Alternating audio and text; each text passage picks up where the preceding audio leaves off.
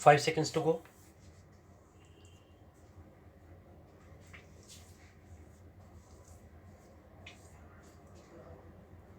Start. I am glad that I have been asked to lead our discussions on energy issues.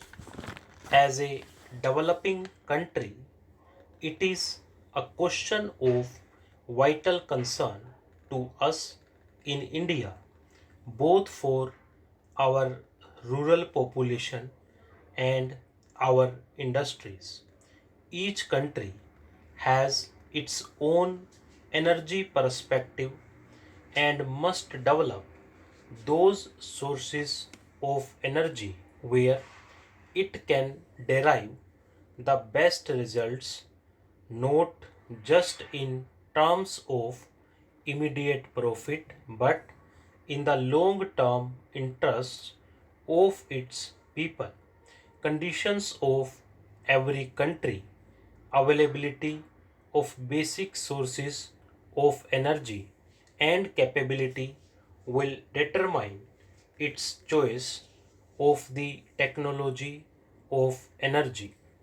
When coal and oil begin to be used as motive power for industry and transport, there was a great transformation which brought forth both prosperity and poverty on a scale hitherto unknown to man.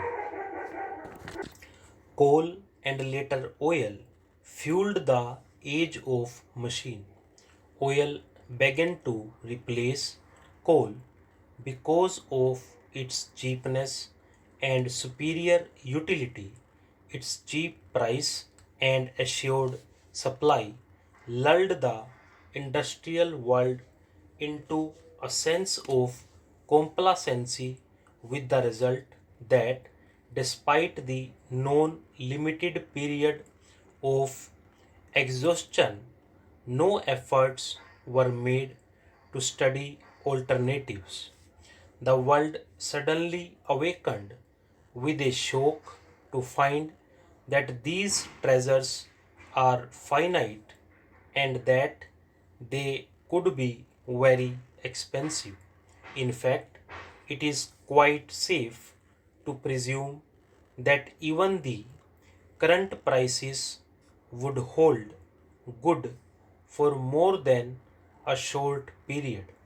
Consequently, we have all to become conservatives or conservationists, if you like, and the wasting spree has to come to an end. It is certain that if we go on burning up the fossil fuel like this, the lights will go out everywhere much sooner than expected. Is it for such a fate of chilly darkness that human intelligence has striven all these centuries progressively to a happier state of living?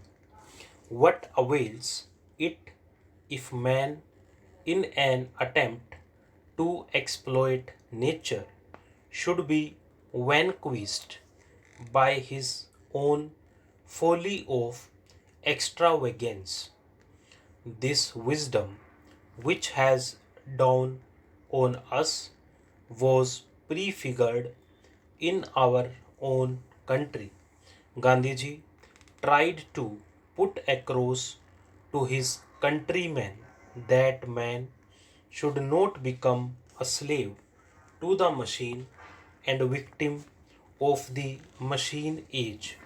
He wanted us to develop an integral personality in communion with the environment and with fellow men. Advanced countries have now begun to see how dangerous it is to measure progress in terms of energy consumption per capita. We must correct such concepts and replace them. We cannot, of course, reverse the clock of development in modern age. Pollution is one of the worst of them, and the sources of energy has to be so chosen that the evils of pollution and degradation of environment are reduced to the minimum. We have a fairly abundant reserve of coal, but coal is also exhaustible and has to be exploited in an efficient way, including lower grades of coal and lignite. The pollution would also have to be seriously tackled. Hydroelectric power is the next most important and promising source of energy, not only for India but for other countries as well. What is better still is that with hydropower, the risk of pollution is neither so strong nor unmanageable.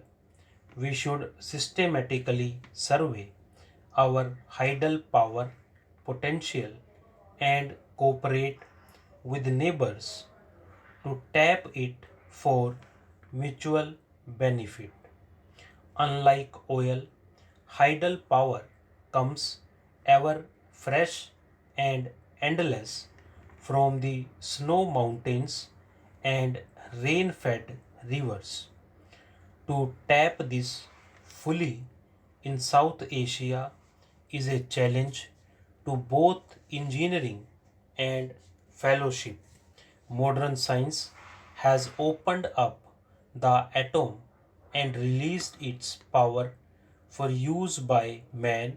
Nuclear power be harnessed for electricity, but there are well known difficulties which have not been fully resolved as yet, notably the proper reactor and the disposal of waste.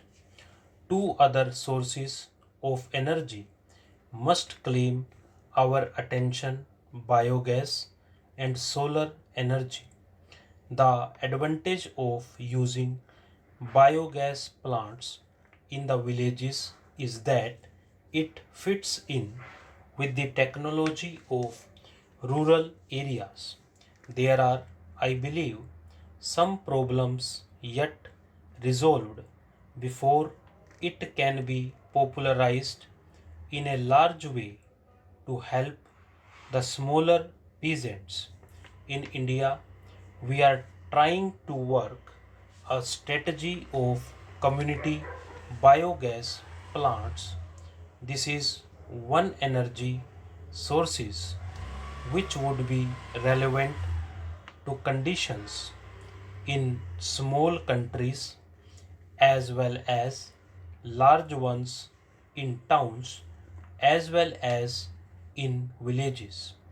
Large concentration of cattle population in villages and dairies particularly lend themselves to exploitation of this source of domestic use and small power requirements. It also provides a good opportunity for regional technical cooperation amongst countries. Solar energy is already beginning to be applied to a number of purposes, such as improved drying of agricultural produce, pumping water, desalination, heating, and air conditioning. Many countries are carrying on research into the application of solar energy. All our countries are blessed with abundant sunlight, and we should therefore have a primary interest in speeding up the commercial development of practical appliances using solar energy. India recently hosted a conference on solar energy, and we were gratified by the interests it generated. Here also, immediate prospects are good. Stop.